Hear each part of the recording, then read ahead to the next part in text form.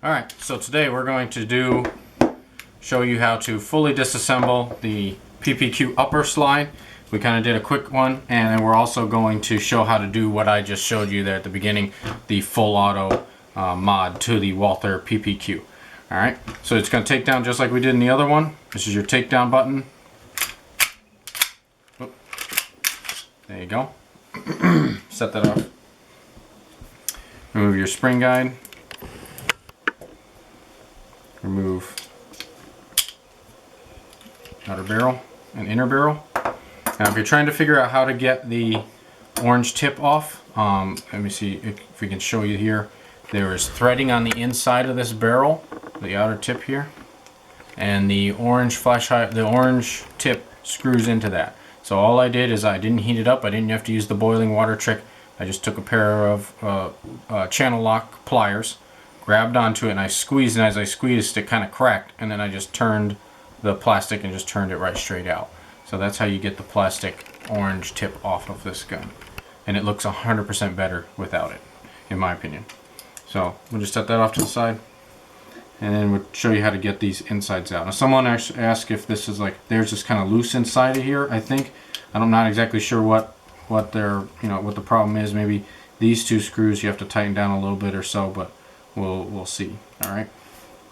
So to remove this, you're gonna need a really small Phillips head screwdriver for these front two screws. Let me see if we can get them here. Right there. Can you see that?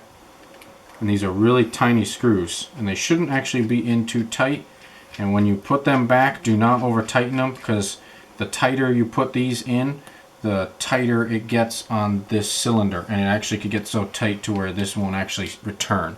So I'll show you why that's kind of important here in a minute. Okay, take this one out. Be careful when removing this one. Make sure your thumb is covering this brass deflector here, or the extractor, because you'll see in a second why. So just back it out, and then remove this, and be careful when removing it. Just kind of pulls forward, but you'll see why when I move it out. That's why. This return spring for the nozzle, there's only one of them. So if you worked on KWAs or some of those others, they actually have two on either side that are pulling back. There's only one return spring in this, and it rides right there underneath the brass deflector. And that screws into the bottom of the extractor. So that's why I said when you're taking out that second screw, make sure you're holding onto this. That way it doesn't fall out or fly off, and you lose this spring also. Okay. Once you get that done, all you really need now is I believe it's a 2mm Allen key, and this screw at the back here, this one, is the one you have to remove. It's also a good idea to remove this at the same time, but I'll show you why once I get it out. Alright, so that, now be careful when you remove this one, because this also screws into your sight at the top.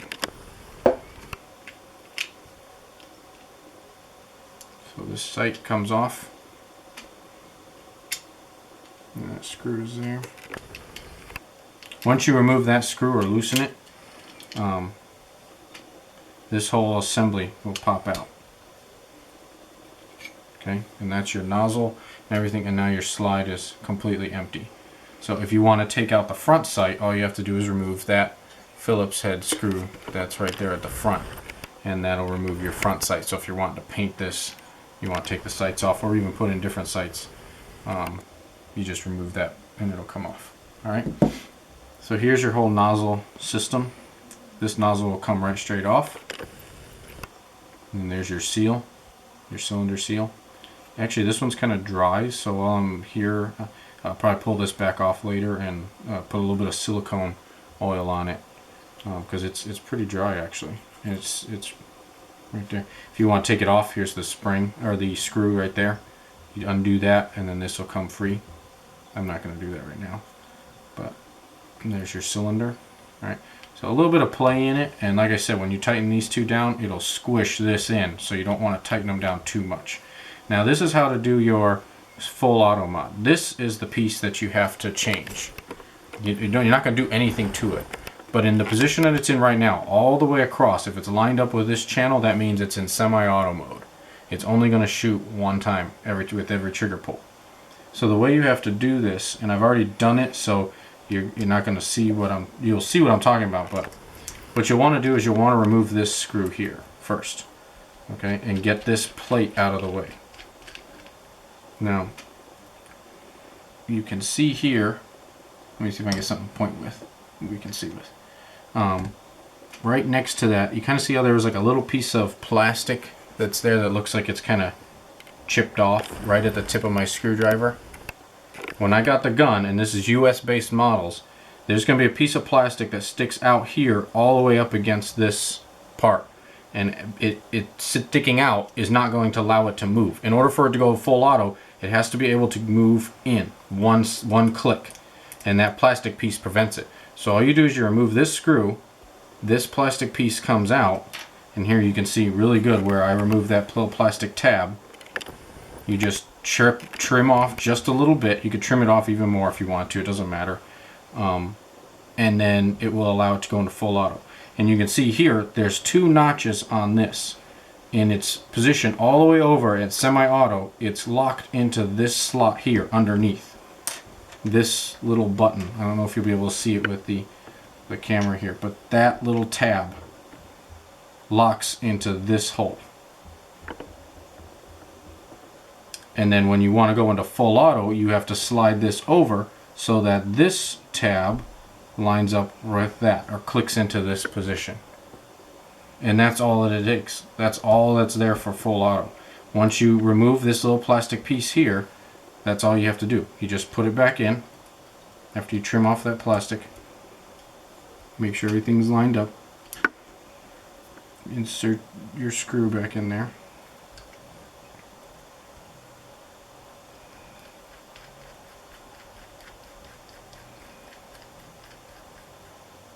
And you're done.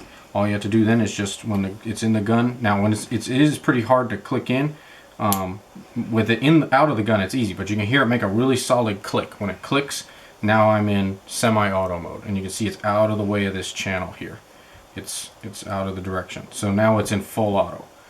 To put it back, you just click it over back into semi, and you're back in semi mode. Will I be using full auto? Probably not. Probably more likely going to stay in semi-auto. But it definitely is, just for the ha-has, run around in the backyard. Hey, I want to switch over to full auto for just one magazine, but pretty neat. So that you could do that with this one. I know like the MMP by VFC already comes with that feature.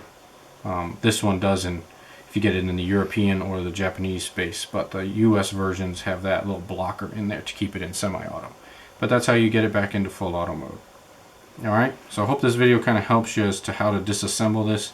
You're just going to put everything right back together the way it was before, just following the reverse steps.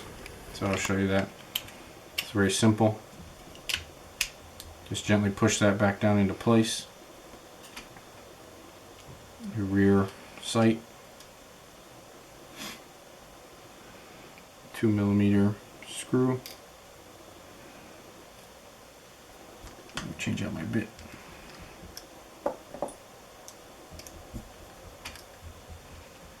And a good idea, like with some of these, if you want, it's just, you could probably put a little blue Loctite on it. I wouldn't recommend it. I just like every now and then check the tension on the screws.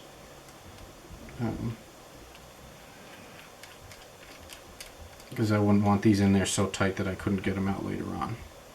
Just nice and snug. Nothing super. Remember, this side is the one that you want to put in with that spring. So I'm just going to go ahead and just put this other screw in here. And these are really tiny, so be careful that you don't lose them.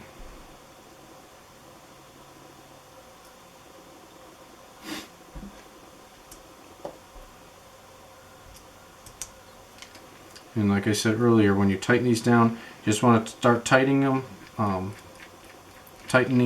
but don't tighten them down too hard, because you want to make sure that that nozzle is still freely moving. Okay, spring, you just lay the spring in the channel. This little piece goes towards the rear. And just lay it in there, oops, and then kind of slide it back. There, now click in, you'll hear that nice little click. another screw.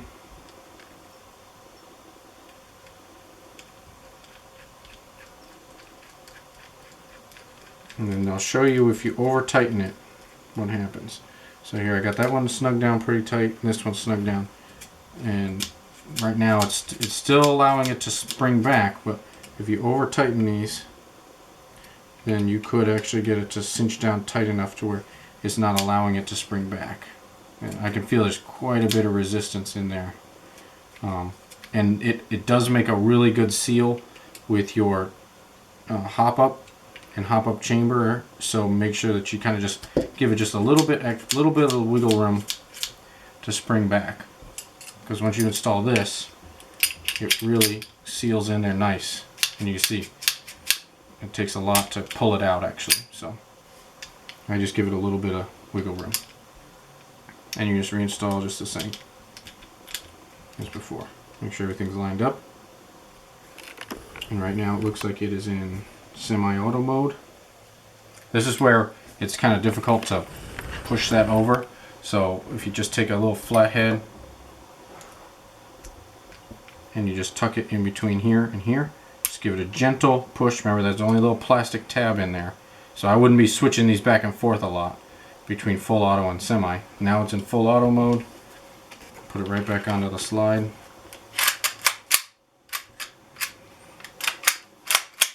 Okay. And back to normal. Alright, and if you want to switch it back, all you have to do is just keep it like that.